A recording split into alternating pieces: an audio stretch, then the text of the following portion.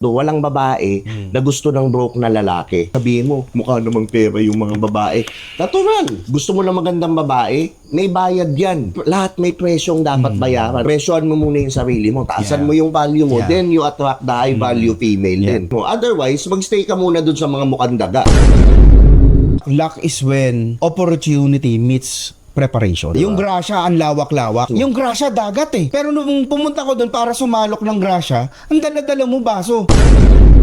Ngayon, fast-paced ngayon eh. So, the faster you adapt, the faster na hindi ka paiyak-iyak, pa-victim-victim mentality dyan, the faster ka magpo-progress sa buhay mo.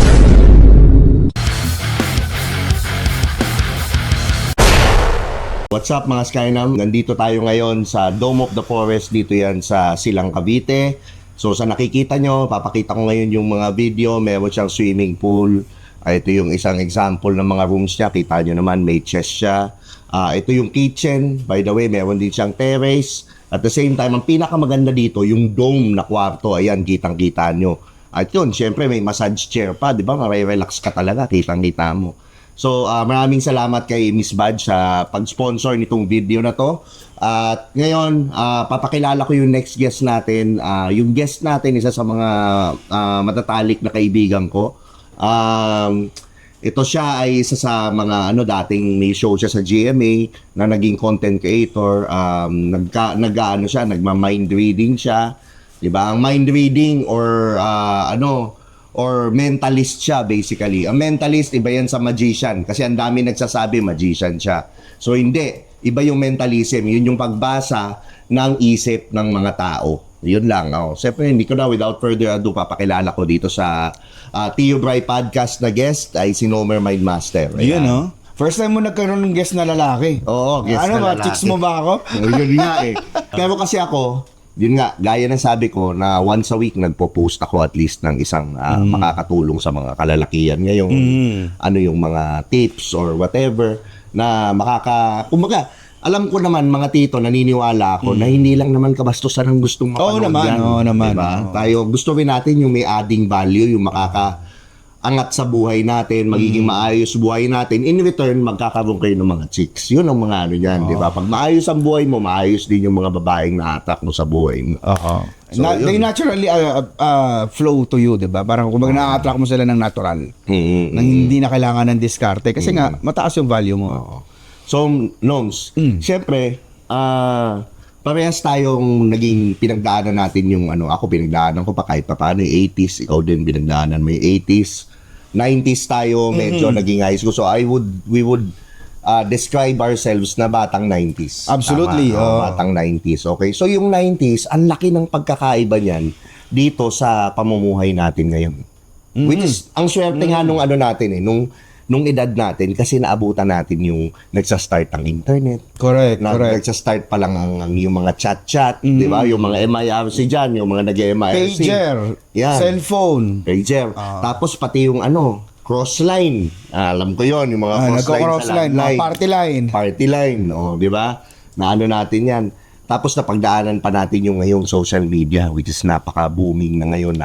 So, yung umpisang-umpisa ng social media na abutan natin. Yung era na yun, napakaswerte ng mga batch natin, yung mga 40 ngayon, yung mga 30s ngayon, mid-30s, okay. Lagi kong tinatanong yung tito o fuckboy, okay. So, ano yung pinagkaiba sa nakikita mo ngayon na pamumuhay natin dati sa ngayon? Yung lalaki dati sa lalaki ngayon, di ba? Yung mga built na lalaki dati sa lalaki ngayon. Parang sinabi mo na lahat na tayo yung nagtawid, tayo yung naglaro ng patintero. But at the same time, tayo rin yung nag-thrive at isa sa mga unang nakinabang sa social media. So, example, yung mga 20s ngayon, tayo ikaw nasa 30s, ako nasa 40s.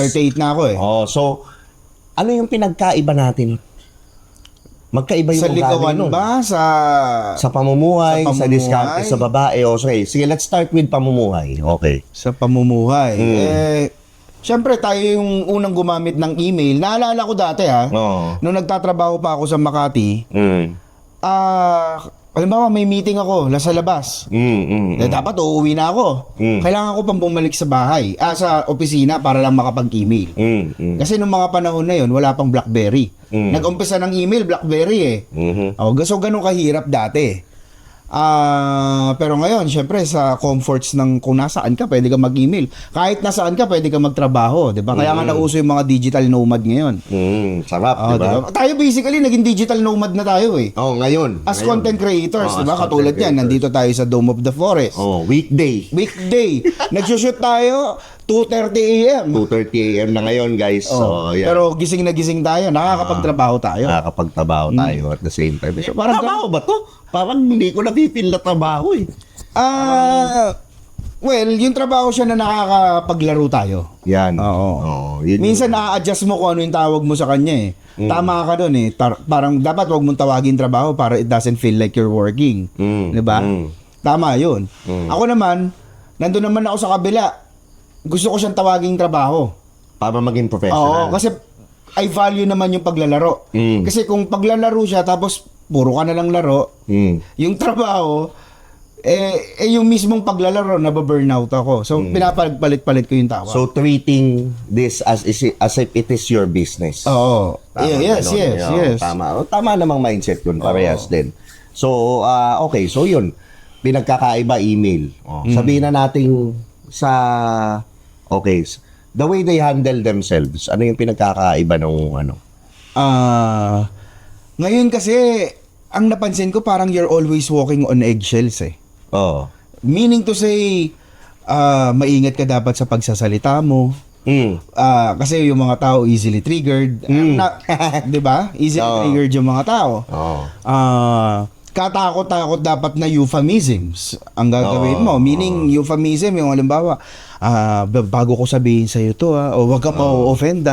No, kailangan mo bang ano. Dati, meron na tayong agreement na hindi mo offend. Dati, pwede mo sabihin, pare, ang taba mo ngayon, tumataba ka ngayon, di ba? Hiyang ka. Ngayon, pag sinabihan mo ng tumataba ka ngayon, body shaming yun. Di ba? So, yun yung napapansin kong... Tsaka yung mga yung... Dati wala naman tayong pakialam sa mga sea turtle tsaka sa mga whale na ano ngayon kung yung straw plastic. Well, tama naman for environment. Dati. Pero may tama rin naman. Pero at the same time, ginagamit naman nila papel. Hindi nila nakikita na puno naman. Puno. Oo. Diba? Pwede bang di na lang tayo mag-straw? Pwede naman eh. Oo, pwede na. Mocha frap, hindi pwedeng walang straw. Hindi ako, meron talaga akong stainless steel. Dala-dala mo Ang hirap nga lang talaga hugasan. Kasi napakanipis niya eh. Bakal, yun. So, okay. So, yun yung natin, the way they handle them, easily triggered, okay.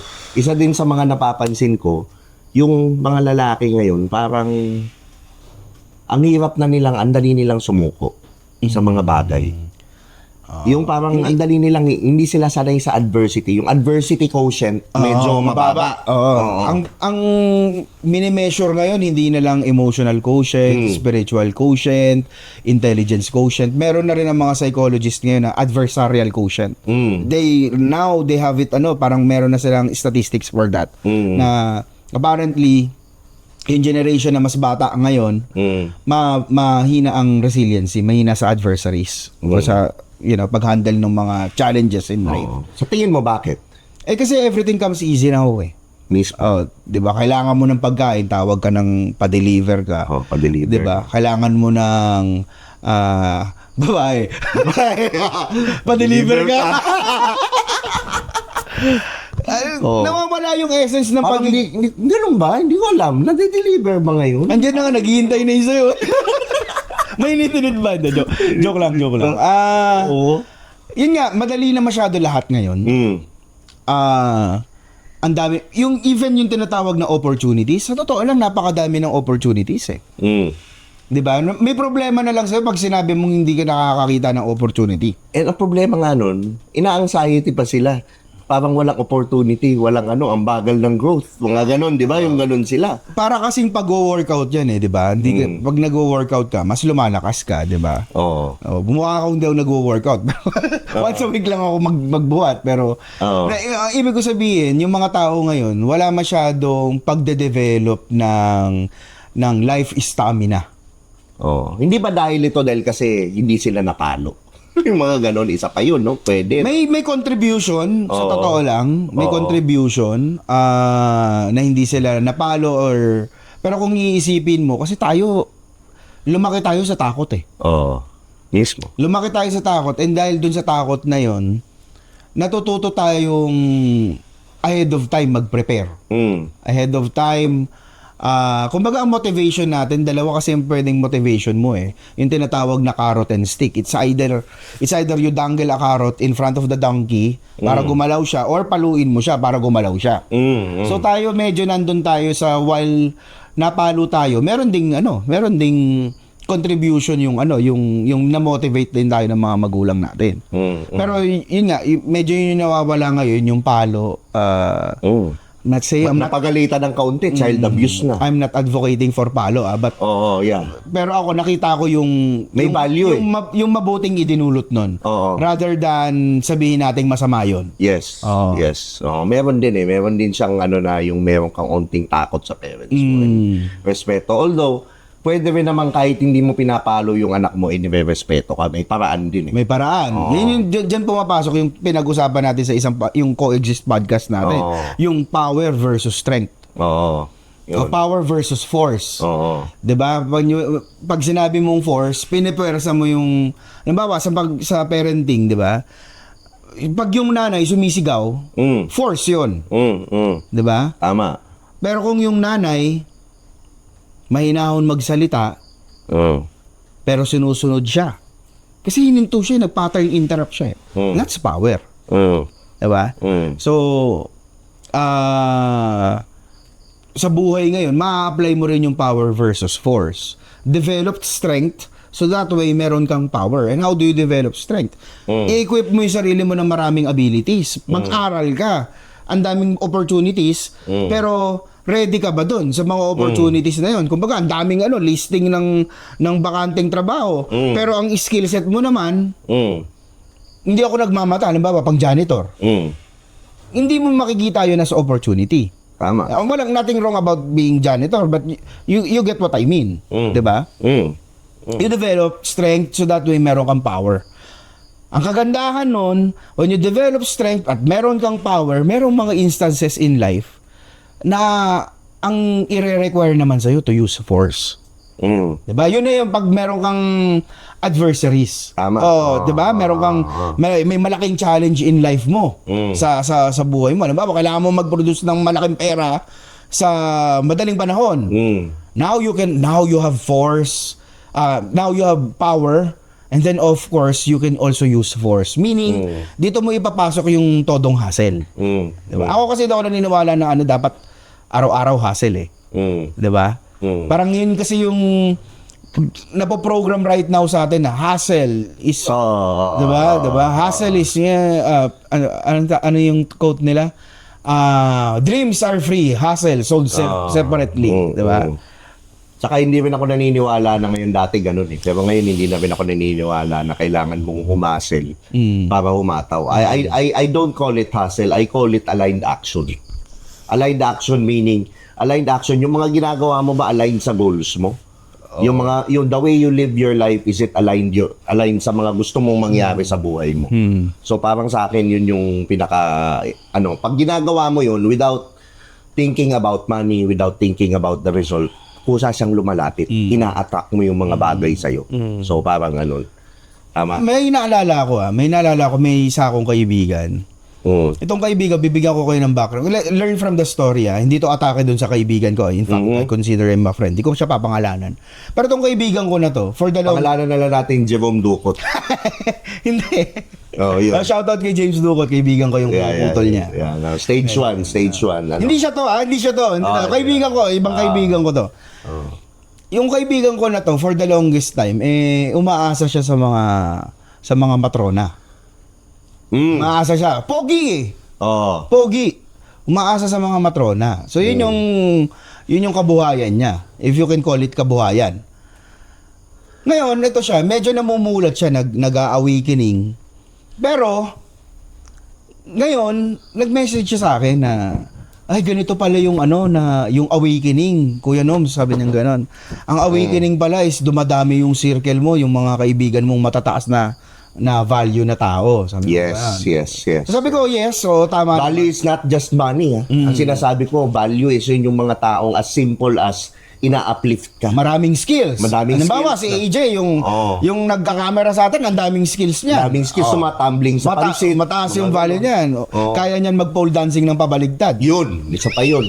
Tsaka yung spider walk, yung mga exorcist. Hindi, maraming skills. So anyway, tong kaibigan ko na to, sabi nga niya, Kuya Noms, madami akong kaibigan, nagiging ganyan. So, pero alam ko, nandun pa lang siya sa baby pa.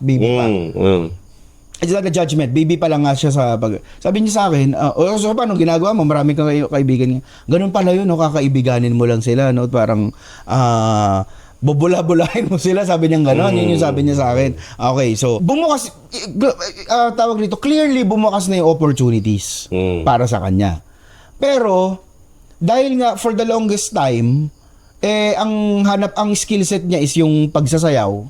Yung opportunities hindi niya nako-close. Meaning hindi niya na-convert into monetization. 'Di ba? Kasi naman kung marami kang kaibigan na ang nangyayari, namamamalang siya. Ginagawa siyang clown or monkey. Kasi hindi kami nag-a-add ng value sa sarili Hindi sila nag-a-add ng value. Hindi siya nagda-dancing monkey. Kasi sabi ko sa kanya, bro, ngayon, ang gawin mo, mag-develop ka ng skills na pwede mong i-offer dyan sa mga nakikilala mong bago. Medyo hindi pa nagsisink in sa kanya. Anong kailangan kong skills? Akala niya, talking skills lang. Kailangan ba, Kuya Noms, bubula-bulahin ko sila, papatawanin ko sila. So, medyo wala pa siya doon. Wala pa siya doon. So, yun yung sinasabi ko na ang definition ko ng luck. Definition ko ng luck is when opportunity meets preparation. So, ahead of time, you prepare. So, that way, kumbaga, sabi nga ni Migs Flores, yung isang kaibigan natin, diba? Yung grasya, ang lawak-lawak. Mismo. Dagat. Mismo. Yung grasya, dagat eh. Pero nung pumunta ko doon para sumalok ng grasya, ang dala-dala mo baso. Mismo. Diba? Hindi ka nag-prepare. Dapat nagdala ka man nalang batya o drum. Tsaka yung ako, yung paniwala ko, yung pera andyan eh. Ang daming pera. Hindi talaga nauubos pera. Hindi nauubos. Hindi. For perfect example, okay, sabihin na natin opportunities nandyan lang. Okay, ikaw, gawin ka CEO bukas ng Meralco. Diba? Ang sahod, 1 million a month. Diba? Question is, are you ready to take that responsibility? Meron ka bang MBA? Alam mo bang patakbuhin ang sabihin na nating 100,000 employees na kumpanya? Alam mo ba? Madali. But that's easy. 1 million a month for you. Madaling maging successful because maraming ang opportunities. Pero mahirap i-sustain. Yun. Kahit sa pagiging content creator, kami kailangan namin mag-isip palagi ng bago. Yan, si Brian, nag-isip siya ngayon. Lalaki naman ipa-podcast. Kasi nag-iisip siya, di ba? Nagre-reinvent siya ng sarili niya. Di ba? Kasi mahirap i-sustain talaga. Even yung pagsikat. Yung pagsikat. Madaling sumikat. Yung panahon natin dati, ang daling sumikat. Hindi naman madaling sumikat. Mahirap. Tapos matagal kang sikat. Pwedeng 5 years. Kailangan ka kay Direk, sisip-sip ka. Tsaka ibang sip-sip yung tsaka papasip-sip ka kay Direk, di ba? Pero ngayon, pwedeng 1 week sikat ka. Next week, hindi ka na pinag-uusapan ng tao. Nakalimutan ka na. Nakalimutan ka na. So, ngayon, fast-paced ngayon eh. So, the faster you adapt, the faster na hindi ka paiyak-iyak, pa-victim-victim mentality dyan, the faster ka magpo-progress sa buhay mo. And that comes with preparation. Yes. Diba? Yung opportunities, babalikan ko lang, circle back lang ako. Let's try an experiment with opportunities. If you're listening right now, close your eyes. Sige, pikit mo mata mo. Nga, may tanong ako sa iyo, ilan yung red na nakikita mo sa paligid mo? Ilan yung red? Ilan yung red na nakita mo sa paligid mo? Probably ang sasabihin mo sa akin, 1, 2, 3. Okay? This time open your eyes. Look around you.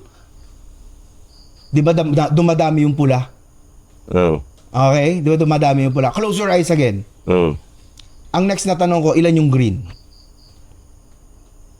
Ang sagot mo ulit, 1, 2. Open your eyes again. This time parang dumami yung green. Ang point dito, power of the mind. Ang point dito, if you're not looking for opportunities, you will not see any. Yes. Di ba? Yes. But the moment you look for it, you'll see it everywhere. Di ba? Omsim. Yun.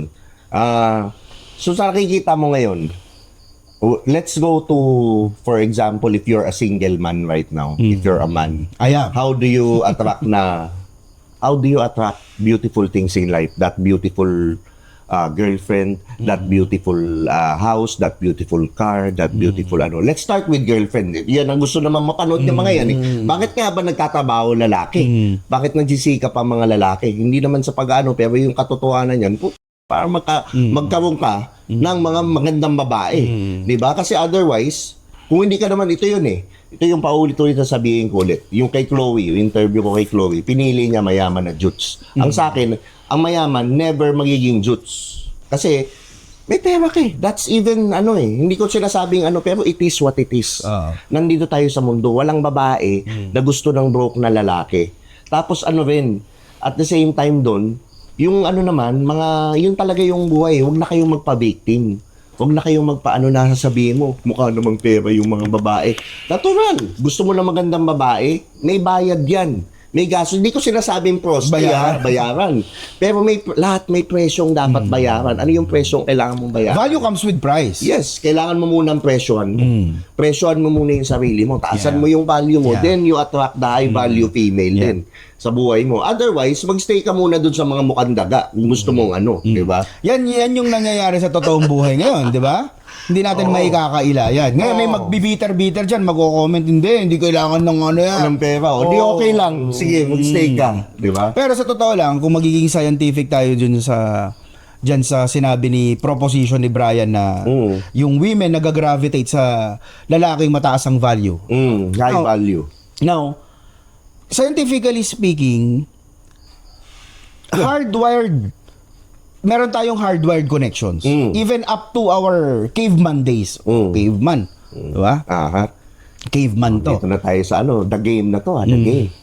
So, diba, during their time, sa pagiging caveman, meron tinatawag na SNR.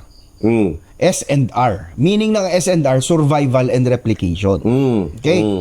So, yung sinaunang tao na lalaki, ang hinahanap niya, may study hinahanap niya yung malalaki yung balakang, yung mukhang healthy na babae, 'di ba? Healthy na babae. Yung babae naman ang hinahanap niya yung malakas. Yung malakas, yung leader ng tribe. Okay, bakit ganoon? Yung babae ang hanap niya survival. Yun. Kasi nakadepende siya doon sa caveman sa leader ng tribe 'Di ba? Yung lalaki naman, ang hinahanap niya sa babae, yung what is deemed beautiful at the time is yung maganda yung itsura, malaki balakang. Meaning, replication. Bakit replication? Kasi, ang purpose niya is padamihin yung kanyang offspring, padamihin yung kanilang lahi. So, survival and replication. Now, fast forward to our lifetime right now. Diba? The reason that we males, tayong mga lalaki, the reason that we are attracted to beautiful women, kasi yun yung deemed as healthy right now. Mismo. Gusto natin magkaroon ng offspring na maayos. Ayaw natin na magkaroon ng offspring na may kapansanan. Sino bang gusto? Wala naman. Walang mali doon kung mayroon. But sino bang ayaw? I mean, sino bang gusto? Diba? Replication, napaka-importante. That's why we gravitate towards, kung dati kailangan malaki balakang, ngayon ang gusto natin malaki boobs. Kasi healthy. Deemed as healthy. Kasi breast milk is still best for babies and for daddy too. Hindi, but gets mo yun? Kaya mahilig tayo sa magandang boobs, magandang mukha, makinis, healthy. Because ang number one na natin is to replicate. Nandun kumbaga kung may hierarchy of Maslow's specific to males, kailangan natin offspring. Kasi gusto natin magpamilya, gusto natin mag-anak. Diba? Gusto natin may magtutuloy nung yaman natin. Diba? Iho, lahat ng natatanaw mo, sa'yo na yan. Diba? Mga ganun. Ngayon, yung babae, circling back dun sa sinabi ni Brian, ang hinahanap niya, hindi lang basta physical strength for survival. Kaya nga lalaki visual, ang babae emotional. Hinahanap niya ngayon, syempre, sino ba yung kayang magpakain sa kanila?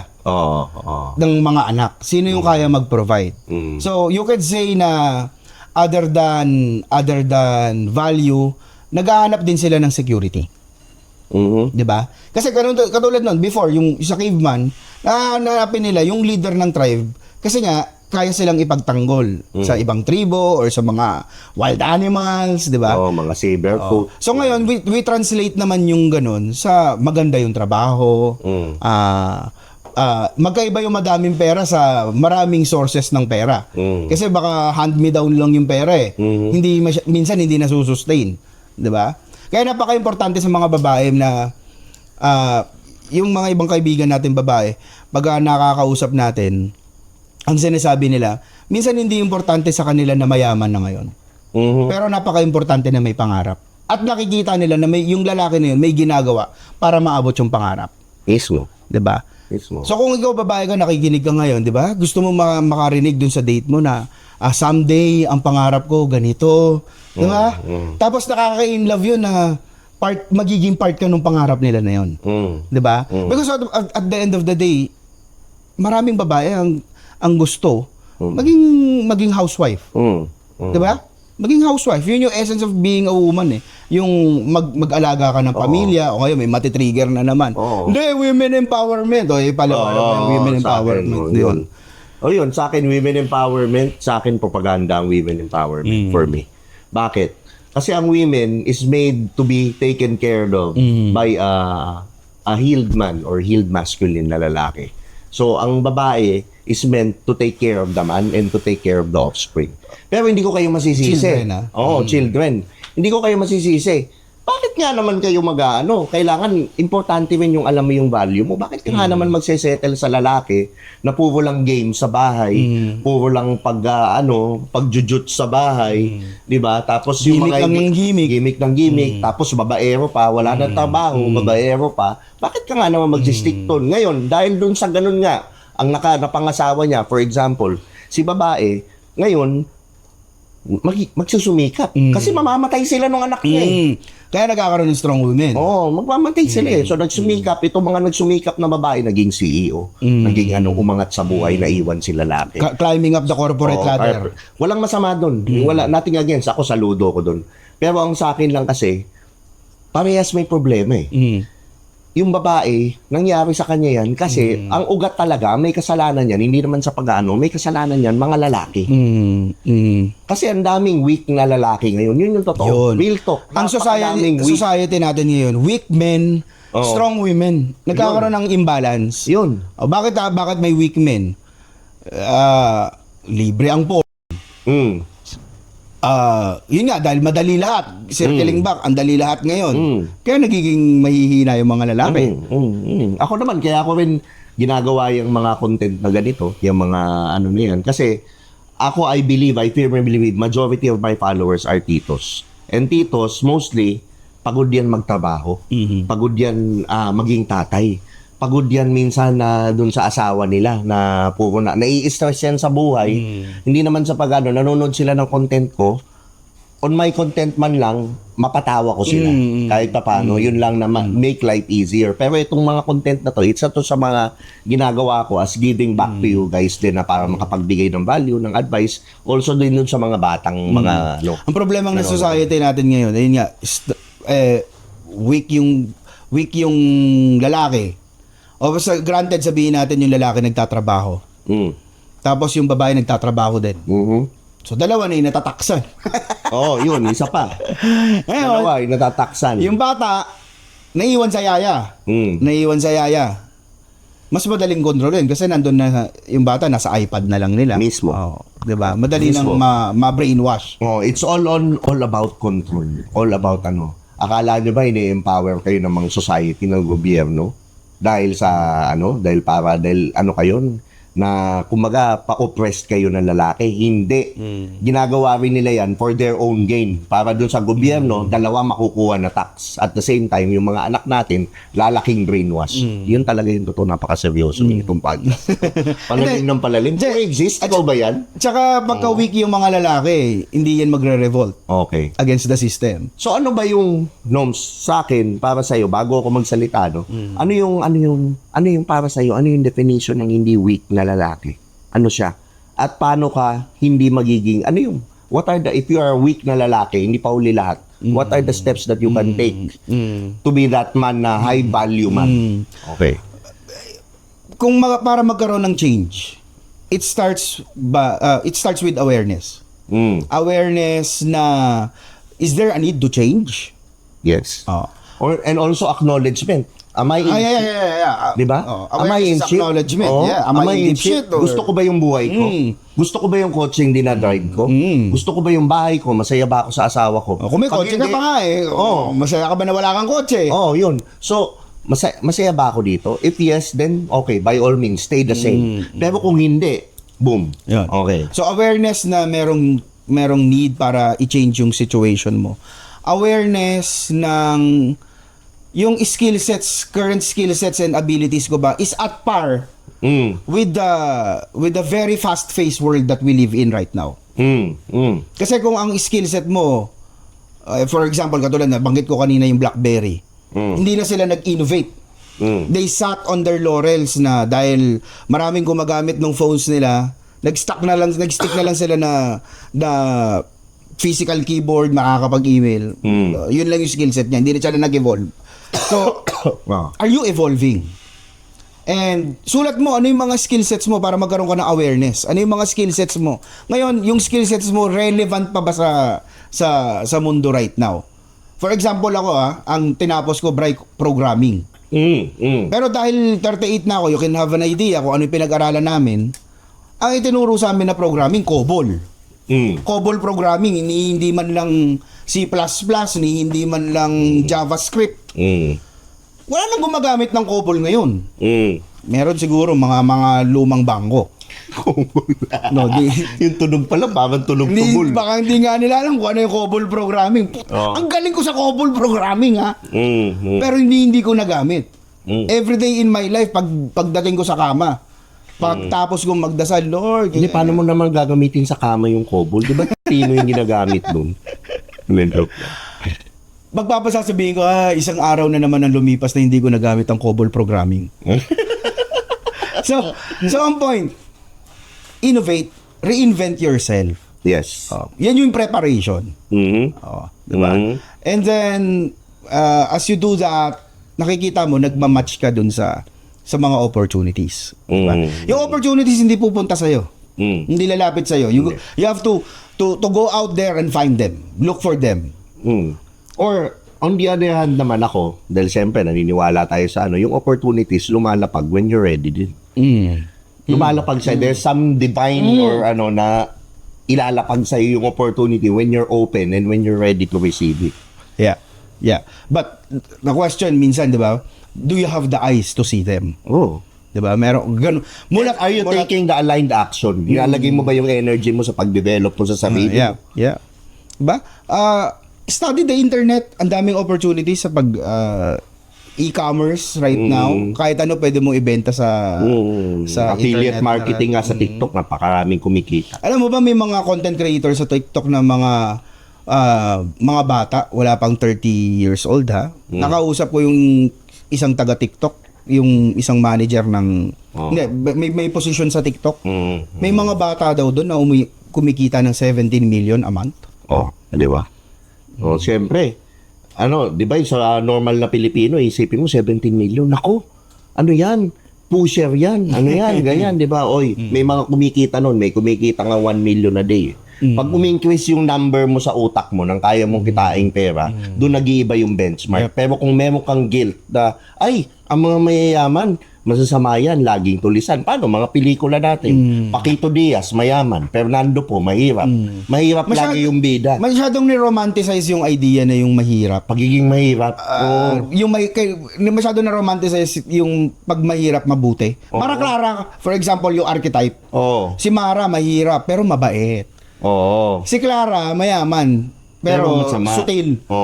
Masama. Nangaapi ng mahirap. So, maling tingin yun. Victim Alam mo, may isang beses nasa isang tindahan ako. Sa isang sari-sari store. Nasa tayo nito nasa probinsya tayo nito. Nasa Quezon tayo. Nasa Quezon tayo. Ano ba to? Banahaw o ano? Hindi, yung kanila Jonah. So, nakapambahay lang ako. Ngayon, si Oliver, nakabihis. Naka-sports car. Si Oliver Posadas, yung Chickser. Chickser. No. So bumili siya. Sumali sa si Oliver. Ngayon, yung nakatambay doon, ang sabi niya, akala niya hindi ko kami magkasama kasi nakapambahay lang ako Kapang ano, tinago pa nga niya yung cellphone niya, akala isnatchin ko, joke lang. So sabi nung ano na yun, nung nakatambay. Imagine mo nakatambay, umiinom ng Cobra. Umiinom ng Cobra tapos tambay. Diba? Lala. Pampalakas tambay. Oo. So sabi niya, yung mga mayayaman na yan putang magalit. Yung mga mayayaman na yan dapat bigay na lang nila sa atin yung pera nila ng mga mahihirap Imagine mo yung ganung pag-iisip. Oo. Ang tingin niya masamang tao yun kasi mayaman, dapat ibigay na lang daw yung pera sa kanilang mahihirap. Bakit ganun? 'Di ba? Tsaka hanggat meron kang gusto mo magkapera, para sa akin ayusin mo, i-heal mo yung mga relationship with money na money hindi yan masama. Pag meron ka yan, madami kang matutulungan, madami kang kailangan ng pera. Maraming na-i-program sa atin na about pera. Money is the root of all evil. Sa ating classic na Pilipino, palaging sinasabi, ang pera, hindi mo madadala sa langit. Tanga ka pala Sino ba nagsabi sa yung bala kung dalhin sa langit yung pera? Di ba? Di wag ka na lang din mag-asawa, wag ka na mag-anak, di mo naman madadala sa langit. Di ba? Pero si Brian, lahat ng babae nadadala niya sa langit. Ako lang ba? Di ba? Marami tayong ganyang programming. Ang pera, hindi mo dadala sa langit. Ang pera, hindi napupulot yan. Totoo naman, hindi naman talaga napupulot Pinili niya yung mayaman kaysa sa akin. Mahirap lang kasi ako Diba? But that sends the idea na ang pera, hindi napupulot. That sends the idea na yung pera kailangan paghirapan. Hindi kailangan paghirapan yung pera. Hindi. Ang kailangan mong paghirapan, ayusin yung sarili mo. Boom! Yes! Yun ang kailangan mong paghirapan. Yung pera madali yan. Nakadepende yan kung gaano ka kaayos. Yun. Tsaka yung pera mo, kinikita mo, commensurate dun sa tingin mong value mo. Yep. And what you can give. Kung ang tingin mo sa sarili mo worth 50,000 a day, then by all means 50,000 a day ka. Pero kung tingin mo sa sarili mo, dito lang talaga ako, hindi na ako magbabago, hindi na aayos yung buhay ko. Yung ka lang. Yun yung nasa utak mo. But money is not the goal, ha? Yes, money is not the goal. Tandaan nyo, ang money is not the goal. It's just a side effect. Side effect, yes. It's just a side effect na kumbaga sa sakit. Oo. Sakit yung gagamitin yung analogy. But it's just a side effect of being successful. Alam naman natin yan, saan tayo nagkakilala, di ba? Pick-up artist community, okay. So mga lalaki dyan, alam nyo na yung pick-up artist, mga nakabasa ng libro ng The Game, okay. Yan ang buhay namin ni Nomer ng 2013. Kaya kami naging magkaibigan yan. Okay. Ano yung mga na-realize mo? Babago ko, no? Mga na-realize mo nung pick-up artist ka, tsaka yung ngayon na ano ka na, kumbaga coming of age ka na, talagang totoong lalaki ka na. Ano yung pinagkain? I see the good and the bad. Yes. I see the good and the bad. Yung pick-up arts, it has a bad connotation. It has a bad connotation kasi kung magre-research sila. Ang pick-up arts, by the way, i-define lang namin, ang pick-up arts is the art of... Yun yung mga pupunta ka ng bar, tapos 15 minutes, meron ka ng kahalap-lapang babae. Ganon. Yun yung mga pick-up artists na uuwi mo yung babae. Mga ganon. Okay, we're not proud, but we were at that stage in our lives One before. One time in our lives. Ganun kami. And ako, hindi rin ako nagsisisi doon kasi napakarami kong natutunan sa buhay dahil doon. But ikaw muna. Ayun, I see the good and the bad. Doon muna tayo sa good. Nakita ko na may imbalance talaga sa dating scene. Mas pabor talaga sa mga babae, especially nung time na yon. Di ba? Kasi they have the freedom of choice na piliin yung gwapo, piliin yung mayaman. Di ba? So syempre nando ka sa spectrum pa na wala ka pang pera di ba? So yung pick-up artist, yun yung nagpo-provide ng balance. Na dahil nag-aral ka ng diskarte, nale-level yung playing field. But at some point in yung pagiging pick-up artist mo, marirealize mo, hindi, kailangan ko pa rin talaga magpataas na talaga ng value. But it's a good way na shout out, magaling yung mga nag-aral talaga nung arts, pero nag-evolve din sila. Nag-evolve sila by, kumbaga, halimbawa sila mystery, sila styles ngayon, 'di ba? Mga naging life coach na, hindi na sila nagtuturo nung Yan, the good so yung ang bad naman dun sa pagiging pick-up artist, it can be manipulative. Yes. Tsaka hindi totoo. Minsan hindi. Yes. Minsan hindi totoo. Like for example, yung mga tinurong, pag may message sa'yo yung babae, dapat matagal ka mag-reply. Pero, yun, ginagawa nila, matagal mag-reply. Pero sa totoo lang kasi, ang ini-imply nun, na ibig sabihin, is yung high value na lalaki, Madami siyang matagal siya mag-reply, wala siyang time. He has better things to do. Better things to do. Hindi niya kasi hinahabol yung babae. Ang hinahabol niya, yung goal niya. And then as a result, dahil ganun siya, yung mga magagandang babae, na-attract niya, kasi price yung price ka eh. Ikaw ang nagiging price. The more you push them away, the more that they gravitate towards you.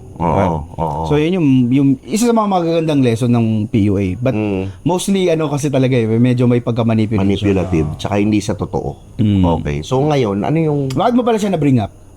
Kasi ako I want to get to a point na yung mga lalaki or even kahit yung mga batang lalaki ngayon, ma-realize nila na kung gusto mo ng babae, is wag mong ngabulin yung babae.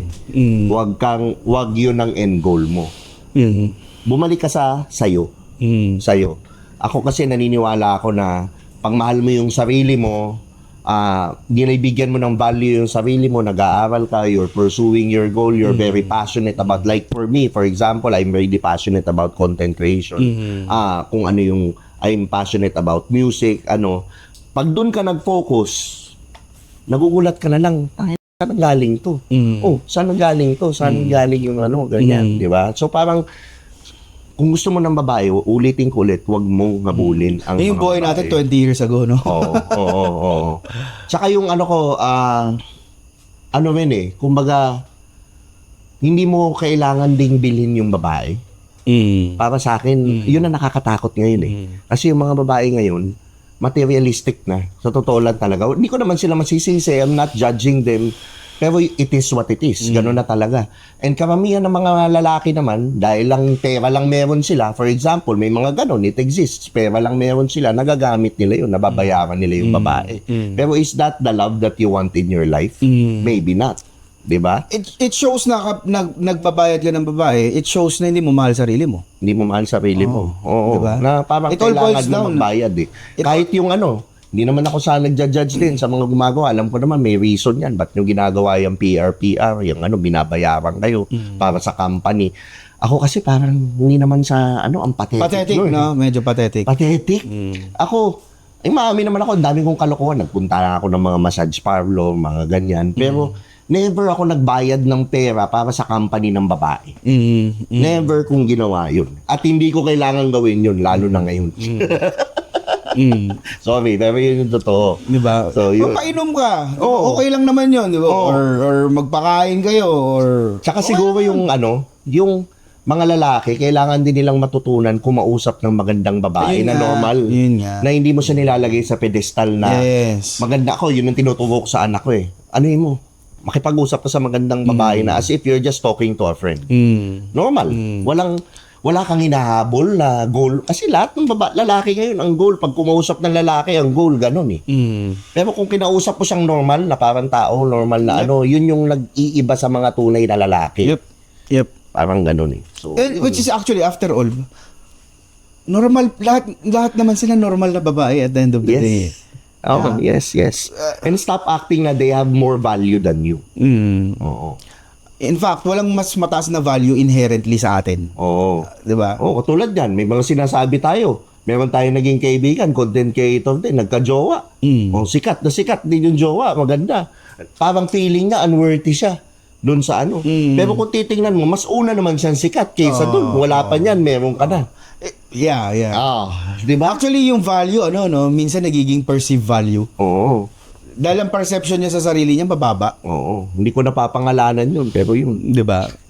Kaya wasak siya nung iniwan siya ng babae. Nung iniwan siya ng babae. Pero kung titingnan mo, iniwan siya, maririnig mo yung mga reasons ng mga babae, it's because... Wala daw pangarap. Exactly. Walang pangarap. Walang puro inom. Puro gimmick. Puro pasikat. Sa mga ganyan. Yun daw yung yun din eh. So, sa akin, importanteng nakikita at perfect example sa'yo din, nakikita ng mga tao na you're pursuing life. You're pursuing yung mga goals mo sa buhay. Nakikita niyang may future. Hindi yun, it's not about pera. Minsan ako nga, sinabi ko nga sa anak ko mas pipiliin ko pang asawahin mo yung lalaking working student na nagtatrabaho para makapag-aral siya over dun sa anak ng lalaki na wala namang alam sa negosyo ng magulang niya kahit mayaman sila. Parang ganun. Yun. I mean, wag kayong matakot dun sa proseso, yung pagpupursu nung pagpapataas ng value nyo. In fact, dapat be in love with it. Be in love with the process. Kasi magbabago yung perspective mo kung gustong-gusto mo yung ginagawa mo eh. 'Di ba? Small steps, 'di ba? For this week, learn how to ako for example as a mentalist. Ang una kong inaral is kung paano mag-aral.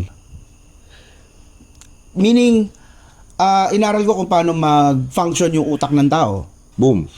Kasi paano ko nga naman siya ma-utilize properly kung hindi ko alam kung paano siya nagfa-function. 'Di ba? So you start with that. So mas malaki yung kumbaga mas efficient ako sa pag-aaral ng ibang skills kasi I studied how to learn. Learn how to learn. And then tsaka mo dagdagan ng yung skills mo ng paunti-unti. Ano ba? Nag-aaral din ako paano magbasa ng mabilis. Noong una how to reading fast kay Jim Quick. Inaral ko 'yon. Pero hindi pala enough na mabilis ka magbasa. Bilis mo nga magbasa. Ganun. May retention ba? No. So inaral ko kung paano magkakaroon ng retention.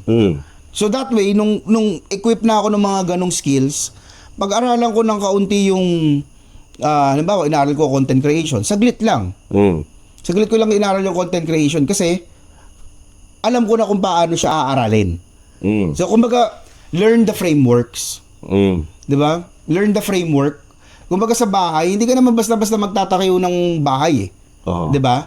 Kailangan mo muna ng foundation, maghuhukay ka. Yung paghuhukay, yun yung kikilalanin mo sa sarili mo. Yung pag-set up ng foundation, yun yung pag-aaral ng frameworks. How to study, 'di ba? How to be intelligent, 'di ba? And then tsaka mo lalagyan buo, isa-isa mong bubuuin yung panels ng bahay. Yun yung mga random skills and abilities. So ganun yung gawin nila. Ako naman sa akin, how to increase your value. Unang-una, kailangan ako ito sabihin ko na step by step mo. Ako, ito yun. This is what's working for me. Paggising mo, mag-meditate ka. 10 minutes, 15 minutes a day mag-meditate ka. Pagkatapos nun, pangalawang beses, araw-araw to, bakit nila kailangan mag-meditate? Mag-meditate ka, it's because bakit nagme-meditate ang meditation kasi is calming your mind. Nililinis mo muna yung utak mo, inaano mo, ni-ready mo yung kumbaga utak sa mo computer, sa araw. pagde-defrag. Yun, pagde-defrag ng Paglilinis. utak. Okay, when I say meditation, hindi ko sinasabing nag-om ka dyan, papikit. Pwede yun. Pero it can be as simply as umuupo ka lang dito sa upuan na to. Tahimik ka lang. Wala kang ginagawa. It's just sitting still. Sabi nga ni Coach Russ, diba? Shout out Coach Russ Huson, diba? Pag kaya mong umupo sa isang lugar na walang ginagawa ng isang oras, diba? Kaya mo kahit anong mangyari sa araw mo. Kahit ano pa yung ano mo, kaya mo. Kasi yun yung mahirap eh. Mahirap, aligaga ka eh. Masyado, i-relax mo muna yung sarili. Yung isang kanta na sikat yung Be Still. Be Still. Ako, it's what worked for me. Kaya hindi ko binibitawan. Meditation. Pangalawa, mag-workout ka. Diba? Huwag mo especially sa mga titong single. Ngayon, alam ko naman, ma-advise ko sa inyo. Nakaka-relate din ako sa inyo. Kaya mag-workout ka. Huwag mong pabayaan sarili mo. Sa mga tito namang may asawa, ganun din. Mag-workout ka. Huwag mong pabayaan yung sarili mo. Mag-workout ka. Mahalin mo. It's just saying you love. Pangatlo sa akin, i-develop mo yung skill mo. Skill mo na kung skill mo ba na kayang umangat. Like for example, if you're in content creation, mag-aaral ka mag-edit, mag-aaral ka mag-shoot, mag-aaral ka yung talagang i-immerse mo yung sarili mo, i-all out mo dapat, wag half-hearted. Tapos yun, magbasa ka ng mga libro, increase your financial literacy, aralin mo yung pera, i-heal mo yung mga beliefs mo sa pera. Diba? Yun, doon ka lang mag-focus. Natatawa lang ako ngayon even yung pag-aaral ng libro o pagbabasa ng libro, may mga ginagawa na rin siyang shortcut. May mga app ngayon, yung mga like yung Blinkist. Imagine mo, isa-summarize na nila yung libro para sa'yo. Sa akin naman, Ako, gusto ko pa rin kasi yung amoy yung libro. Ako din. Yung physical na totoong libro, iba eh. There's Iba yung something magical experience sa paghawak ng libro, inaamoy mo siya habang nagkakape ka. There's something magical about it. About meditation, kung nahihirapan kayo to be still, no? Pwede mong gawin is to be in present moment at least. So kung halimbawa, meron kang time, naghihintay ka doon sa ka-meeting mo, simple meditation could be as simple as look for 5 things that you can see. Nakikita ko yung cellphone ko. Wag mo na yung cellphone, distraction yan. Nakikita ko yung mga color blue. 1 hour, wag ka muna mag-cellphone. Be still. 5 things that you can see. 5. Focus your attention to that. And then after that, 4 things that you can hear. Listen to your environment. 4. Being in the present. 3 things that you can touch. I can touch this. I can touch this. Touch. Ano yung texture neto? 3 things. That's meditation already. 2 things that you can smell. 2 things that you can smell. And then 1. Dukutin mo yung pit mo. And then 1 thing that you can taste. That's already meditation. By just doing that, nade-declutter yung utak mo. Yun. Nagiging present moment ka. Tsaka ako, isa pa, master your emotions. Kasi ang daming lalaki ng emotional. Palaki yan ng ethics, di ba? You, di ba? Palaki yung sa traffic, nagkakatkatan, nakakala mo nagkakarera. Pero kung titingnan mo, wala naman talagang karera. Wala naman talagang kinat lang ng kaunti. Hindi mo nga nalaman, baka yung taong yun nagmamadali or may emergency or whatever. Nagalit na, nag-road rage na. Master your emotions kasi gusto ng mga babae yun. Yung kalmadong lalaki, yung kaya niya yung emosyon. Imagine mo yung idea ng pagkakat-kat, no? Nakakat siya. Ikaw nandito. Ano yung difference nung nandito siya, nandito ka? Wala naman eh. Wala. 'Di ba? You're still on the same road. 'Di ba? Tama. Tawag dito, isa pang pwede mong gawin, yung sinabi mo, master your emotions. A good way to do that is have a practice, yung stoicism. Yeah. Ako, Ryan Holiday. Kumbaga, the subtle art of not giving a fuck. Parang Yung libro na ganon. yun, parang ganon. So, tandaan mo, wala kang control sa mga bagay sa paligid mo. Yung mga tao, pinipilit kontrolin yung mga bagay-bagay. Kaya nagkaka-anxiety. You're trying to be in control. Tandaan mo, holding your breath and losing your breath is one and the same. Exactly. The idea of trying to be secure or having the idea na secured and insecurity, parehas lang yun. The feeling of insecurity and trying to be secure are one and the same. So, back to stoicism. Ang stoicism, ang idea is that you know that you can control things. You cannot control things. What you can only control is your emotion towards them. Yun ang kaya mong kontrolin. Yes. Tsaka, It's always a choice na magalit ka. But you can, palipasin yung galit, mawawala rin naman yan. Tsaka yung galit mo, nagagalit ka, iniaaksaya mo yung energy mo sa maling bagay na dapat iniukol mo na lang dun sa mga magagandang araw na inano mo. Yep. So, sa nakikita ko yun, sa akin, pataasin mo yung value mo, palakihin mo yung kita mo. Mag-focus ka dun. Everything will just, gravitate towards you. Especially dun sa mga tito na, yung mga tito dyan, na mga nasa 40s na, single, wala pang babae, wala pang isa pa, ayusin mo yung grooming mo. Kung mahal mo yung sarili mo, balat mo, alagaan mo. Diba? Magpapogi ka, siguraduhin mo nagtututbrush ka lagi or mabango yung hininga mo. Siguraduhin mo nagpapabango ka. Every time na matik yun, kailangan mabango ka. Magbihis ka na maayos, di ba? Yung fit ng damit mo, maayos. Natatawa ako, yung mga ibang tao, sinasabi, si Mark Zuckerberg nga, naka-t-shirt lang Si Mark Zuckerberg yun. Oo. Mark Zuckerberg ka ba? Kung Mark Zuckerberg ka na, then by all means, saka yung t-shirt ni Mark Zuckerberg, 20 million. Oo. Kasi sobrang yaman na nila na nasa quiet luxury na sila na face ng life nila. Oo. Ayaw na nila ng mga big brands. Oo. Yung mga big brands, kaya niyan gustong malalaki yung mga tatak niyan. Ikaw yung target market niyan eh. Oo. 'Di ba? Kasi kung nagsusuot ka na, ikaw talaga yung target market kasi gusto mo mag-show off. Oo. 'Di ba? Oo. Hindi naman kailangan magbihis ka ng mahal, pero yung decente, Para dun, maganda yung fit. yung mga brands kasi na yan, para doon talaga yan sa mga taong gusto mag-show off. Kaya ang lalaki ng brands. 'Di ba? But ang shallow. So yun. So dapat magbihis ka, fake it till you make it. 'Di ba? Huwag kang huwag kang ayusin mo yung sarili mo. Total package 'yan. Yung posture mo ayusin mo. Pero yung posture mo kusang naaayos 'yan pag nag-workout ka. Doon siya kusang subconsciously naaayos. So start with the mind and then the body Ako and then ayoko pa nga yung word na fake it till you make it eh. Kasi walang authenticity. Siguro will it to make it. Will it till you make it. 'Di ba? Napaka sobrang powerful ng utak natin. You can will anything. But be willing to change yourself. Be willing to improve yourself. Tama. Tama. Any last mo na para umayos pa yung buhay nila at para maka-attract sila ng mga magandang babae, mga ganyan. Di ba? Para maka-attract mo ng magandang babae. It's also a side effect, no? Yung pera, babae, pangit pag nasa sex, natin no? Parang na-objectify yan. But you were just speaking your language. Kaya namin sinasabi to. Yeah, exactly. Now, improve also your spiritual life. Yes! Ako, mga Skynam, ito aminin ko na, sabihin ko sa inyo. Ngayon, umayos ako, umangat ako sa content creation kahit paano. Who would have thought, 44 years old, magpo-45 na this year. At this time, doon ako magpipik sa buhay ko. Sana ako, gusto ko maka-inspire sa inyo na hindi pa huli ang lahat. It's not always too late. Pwede mong gawin yung gusto mong gawin sa buhay ngayon na.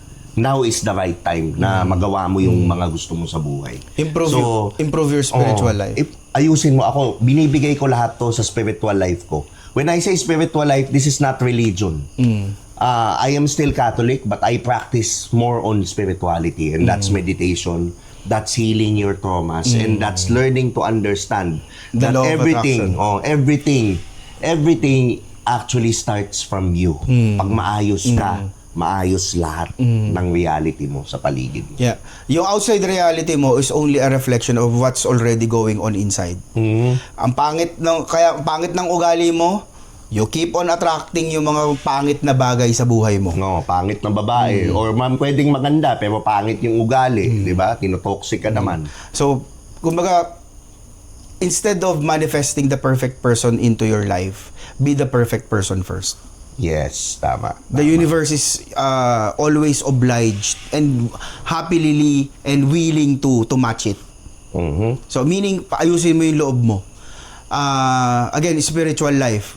Ano bang sabi? Seek ye first the kingdom of heaven. He shall give you the desires of your heart.